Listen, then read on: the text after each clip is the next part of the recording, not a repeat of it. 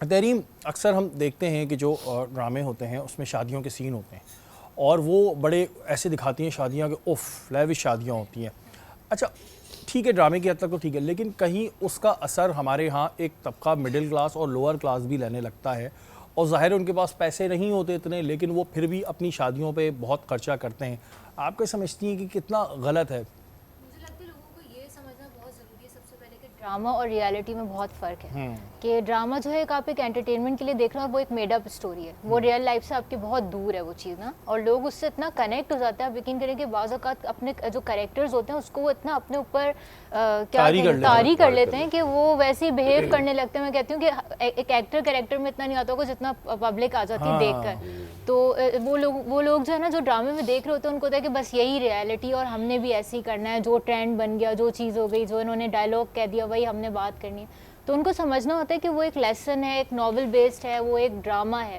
تو اس چیز کو آپ نے اپنی عام زندگی میں نہیں لانا ہوتا. اچھا یہ بھی کیونکہ اب پہلے تو اتنا نہیں ہوتا تھا, لیکن اب جو بیچارے مڈل کلاس اور لوور کلاس بھی ایک ہم کہہ رہے ہیں جو بیچارہ طبقہ ایسا ہے جو روز کمانے کھا رہا ہے, وہ بھی اپنی شادیوں پہ اتنا خرچہ کر رہے ہوتے ہیں جس سے پھر بہت سی جگہوں پہ تو شادیاں ہی نہیں ہو پا رہی. یہی تو غلط ہے کیونکہ شادی سب سے اتنا اہم فرائض اور سب سے آسان ہے. مذہب میں دیکھا جائے سب سے آسان ہے, اور سب سے اچھی چیز یہ ہے کہ آپ جتنی آسانی سے نکاح کریں سنت کے مطابق تو وہ زیادہ بہتر ہے.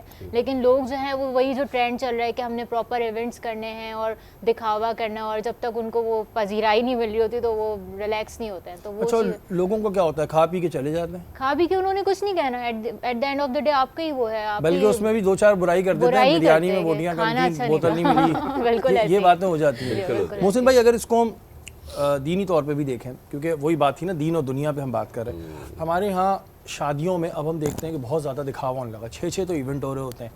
چلے ایک طبقہ ایلیٹ کلاس ان کے پاس پیسہ ہے, ٹھیک ہے اپنی خوشی کو وہ کر رہے ہیں, فیئر انف, لیکن وہ طبقہ جو بیچارہ خود ادھاروں پہ چل رہا ہے وہ بھی اس ٹرینڈ کو فالو کرنے لگا ہے, جس کی وجہ سے ہم دیکھ رہے ہیں کہ شادیاں بھی اب مشکل سے ہو رہی ہیں, کیونکہ جو پیرنٹس ہیں چاہے وہ لڑکی والے ہوں لڑکے والے بھی ہوں, اب ان کو بڑا خرچہ کرنا پڑتا ہے, بعد میں پھر وہ شادی کے بعد مخروض ہو جاتے ہیں.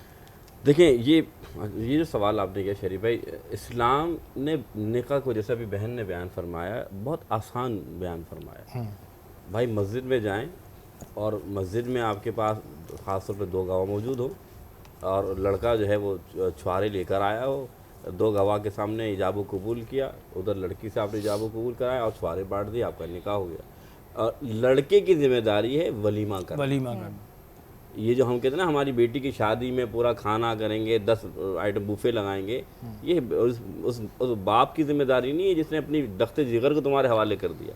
ہاں اگر اللہ نے دیا ہے فبہا, لیکن اس میں بھی جن کو دیا ہے جن کو دیا ہے وہ بھی یہ دیکھیں کہ اسراف نہ کریں, کیونکہ یہ بھی اسراف کہتے ہیں کہ زیادتی کر جانا مال کے. اس میں آپ کہہ رہے ہیں میری بیٹی کی خوشی ہے, تو آپ کی بیٹی کی خوشی میں کوئی ایسا بھی باپ آیا ہوگا جو اپنی بیٹی کو 2 وقت کے کھانا کیا ایک جوڑا کپڑا نہیں دے سکتا. محسن بھائی جیسے کہ ہم نے بات کی تھی کہ لوگ ظاہر دوسروں کو دیکھ کر شادی بیاہ پہ بہت خرچہ ہوتا ہے, جس کی وجہ سے اب پرابلمز آنے لگی ہے, تو کیا کرنا چاہیے لوگوں کو, کیا مشورہ ہے اس بارے میں؟ دیکھیں میں پھر پہلے بھی بتا چکا ہوں, نکاح بہت آسان ہے اور اسلام نے بہت نکاح کو آسان کیا کہ آپ مسجد میں جائیں. سب سے پہلے کوئی ضرورت نہیں آپ کو بڑے بڑے ہال بک کرانے کی, کوئی اللہ کے گھر سے زیادہ مقدس جگہ یا پاک جگہ یا پیاری جگہ کوئی اور ہو سکتی ہے.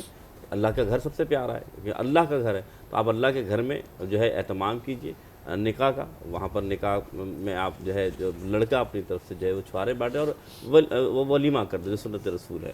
اس کے ساتھ ساتھ اگر آپ یہ کہتے ہیں کہ جو بڑے بڑے لوگ اس طرح کر رہے ہیں تو آپ یاد رکھیے گا یہ اسراف ہی کہلائے گا. کیوں اسراف کہلائے گا؟ ٹھیک ہے آپ کو اللہ نے دیا ہے, ٹھیک ہے آپ اپنی بیٹی کی خوشی منانا چاہتے ہیں, لیکن اگر یہی پیسہ آپ اپنی بیٹی کی خوشی میں جو منا رہے ہیں یہی پیسہ 10 اور بیٹیوں کی خوشیوں میں دے دیں گے کہ آپ کو اس کا ثواب نہیں ملے گا, آپ کو بھی ملے گا, آپ کی بیٹی کے اوپر بھی اللہ تعالیٰ رحمت نازل فرمائے گا. کیونکہ یہ پیسہ اگر آپ لگاتے تو لوگ تو کھا کے چلے جاتے, لوگ بوٹیاں بھی گراتے ہوتے, لوگ روٹی بھی, تو بلکہ ثواب کے بجائے اور گناہ کے آپ ارتقام آ جائے. اچھا محسن بھائی لیکن یہ آج کل دنیاوی معاملات ایسے ہو گئے ہیں کہ اگر کوئی نہیں کرتا تو اس کا زندگی بھر کا تانا بن کے رہ جاتا ہے, اور پھر بات وہی ہے کہ بیٹی کے لیے ایک بڑا مسئلہ ہو جاتا ہے کہ بھائی تمہارے گھر سے کچھ ہوا نہیں. یہ چیزیں بھی تو سامنے آتی ہیں. نہیں دیکھیں بات یہ کہ یہ اصل میں ہم نے اپنی سوچ کو ایک محدود دائرے میں کر لیا. میں پھر آپ کو کہوں کہ جس کرائٹیریا میں ہم رہتے ہیں یا جس لگژری لوگوں میں ہم رہتے ہیں, ہم چاہتے ہیں کہ ہم ان کو یہ دکھائیں کہ ہم بھی آپ جیسے ہم بہت ویل نون ہیں, بڑے پیسے والے ہیں.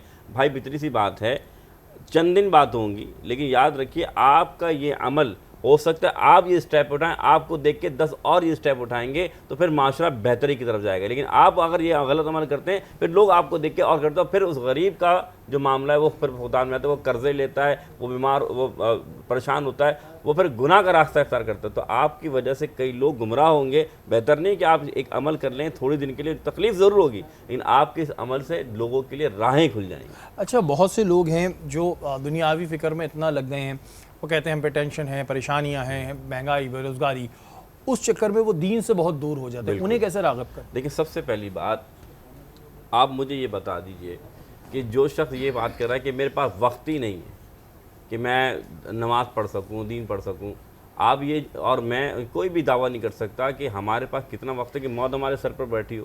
تو بات اتنی سی، اگر کوئی سوچتا ہے کہ میں دین کی طرف کب راغب ہوں تو یاد رکھ لیں سامان 100 برس کا پل کی خبر نہیں ہے. بالکل. آپ کو سامان تو آپ مہیا کر رہے ہیں کہ میں گھر میں اے سی بھی لگا لوں گا، کارڈ بھی چلا لوں گا، لیکن پتہ نہیں آپ کو اگلی رات مہیا ہو یا نہیں ہوگی. تو سب سے پہلے تو آپ آسان حل یہ ہے کہ آپ قبرستان چلے جائیں اور جا کے 1 گھنٹہ نہیں 5 گھنٹے وہاں گزاریں کھڑے. وہاں چھوٹے بچے کی میت بھی آئے گی، وہاں 18 سال کے جوان کی میت بھی آئے گی، وہاں 60 سال کی بوڑھے کی میت بھی آئے گی. تو بات اتنی، موت کا رکھ دھیان، آخر موت ہے، کر لے جو کرنا ہے، آخر موت ہے. موت نے نہ چھوڑا خسرو نہ دارا، اس سے تو فاتح سکندر بھی ہے ہارا. کیسے کیسے گھر اجاڑے موت نے، کیسے کیسے پہلوان پچھاڑے موت نے. موت کا رکھ دھیان، آخر موت ہے، کر لے جو کرنا ہے، آخر موت ہے. زبردست جی، بالکل. اور یہ چیزیں تمام ایسی ان لوگوں کے لیے بھی ہیں جو یہ کہہ دیتے ہیں کہ ٹھیک ہے جی ہم لائف میں بہت بزی ہیں. ٹھیک ہے، بزی ہیں، پریشانیاں ہیں، یہ سب کو پتہ ہے، لیکن 5 ٹائم اگر آپ نماز پڑھ لیتے ہیں اور تھوڑا وقت نکال لیتے ہیں تو کوئی ایسی بڑی بات نہیں ہوتی. وہ پھر ایک بہانے ہیں، وہ ہمیں شیطان ورغلا رہا ہوتا ہے کہ نہیں تمہارا بھی یہ کام ہے، تمہارا بھی یہ کام ہے، یا تم نے بالوں میں ویکس لگایا ہوا ہے. یہ آپ کو وسوسے آتے ہیں. ان وسوسوں سے دور ہو کر اگر آپ 5 وقت کی نماز بھی پڑھ لیں گے نا تو آپ دونوں دین اور دنیا ساتھ لے کے چل سکیں گے. تحریم